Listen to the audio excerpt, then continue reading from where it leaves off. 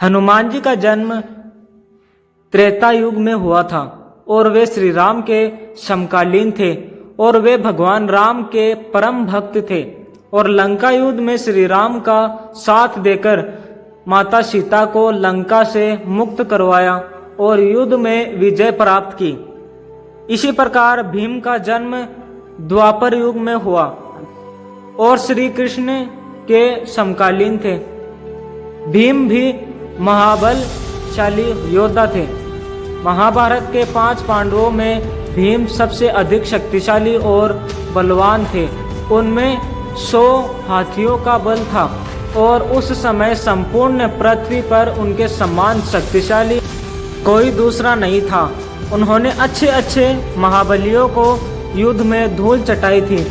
हनुमान जी और भीम दोनों को पवन पुत्र कहा जाता है।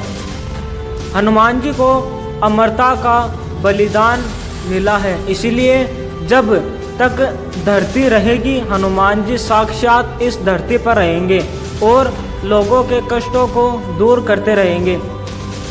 महाभारत में एक रोचक प्रसंग आता है जब अलग अलग युगों के 2 महान योद्धा हनुमान जी और भीम का सामना होता है।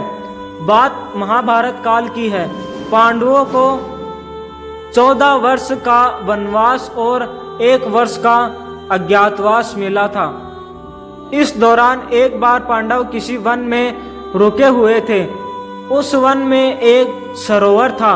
उस सरोवर में सुगंधित कमल पुष्प लगे हुए थे जिनकी सुगंध चारों तरफ फैल रही थी। द्रौपदी को इन पुष्पों की सुगंध अपनी तरफ आकर्षित कर रही थी। द्रौपदी ने भीम और पुष्प कमल लाने के लिए कहा और भीम निकल गए सुगंधित पुष्प कमल की तलाश में। तभी रास्ते में उन्हें एक बूढ़ा वानर मिला जो लेटा हुआ था और उसकी पूंछ रास्ते में फैली हुई थी।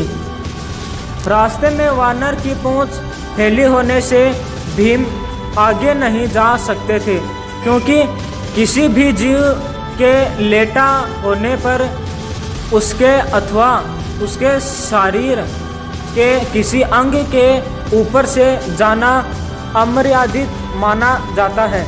अपने रास्ते में वानर की पूंछ देखकर भीम ने वानर से अपनी पूंछ हटाने के लिए कहा।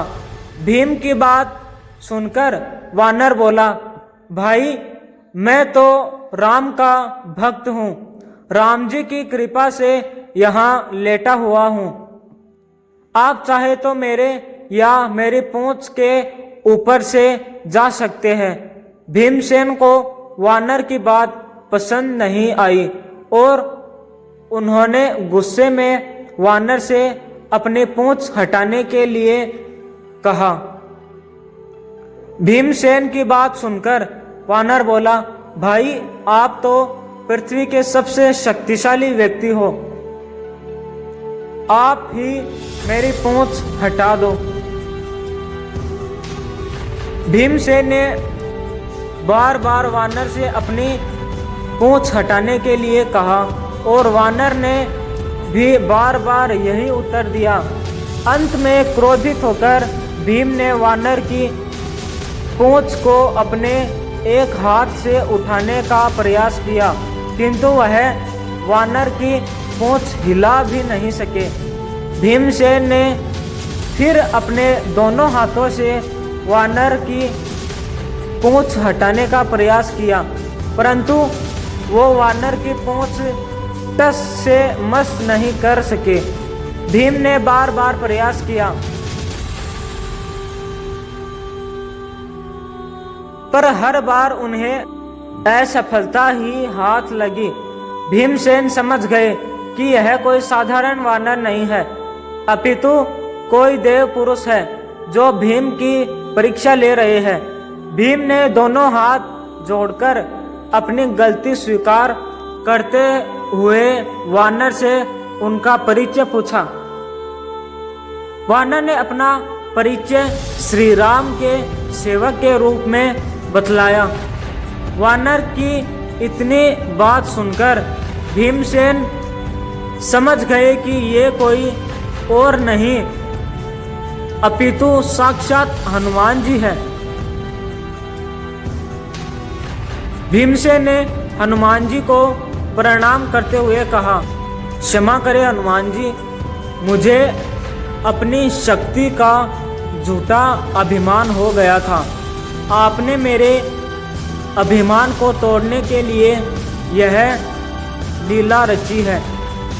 कृपया कर आप मुझे अपने असली रूप में दर्शन दें। भीम की बात सुनकर हनुमान जी ने अपने असली रूप में आकर अपना विशाल रूप दिखलाया। हनुमान जी ने भीम से कहा, हम दोनों ही पवन पुत्र हैं, इसीलिए तुम मेरे छोटे भाई भी हो। यही कारण है कि मैं तुम्हें बार बार भाई कहकर संबोधित कर रहा था। इतना कहकर हनुमान जी ने भीमसेन को गले लगा लिया। हनुमान जी के गले लगकर भीम को लगा मानो उनके शरीर में अथाह शक्ति का संचार हो गया हो। भीम ने हनुमान जी से आग्रह किया कि वह कौरवों के साथ होने वाले युद्ध में पांडवों का साथ दे, जिस पर हनुमान जी ने कहा, जिस युग से मैं हूँ वह युग दूसरा था, उसमें मैंने श्री राम के लिए कई युद्ध किए थे।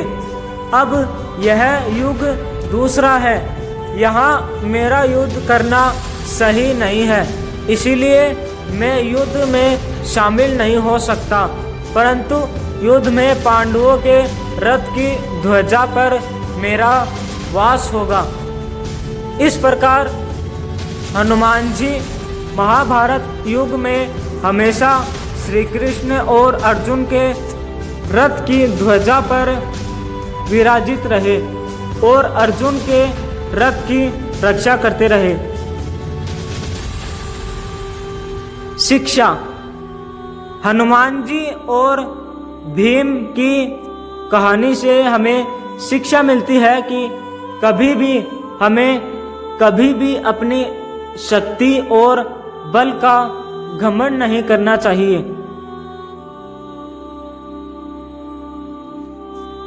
वीडियो अच्छा लगा तो लाइक करें, सब्सक्राइब करें और अपने दोस्तों में शेयर करें।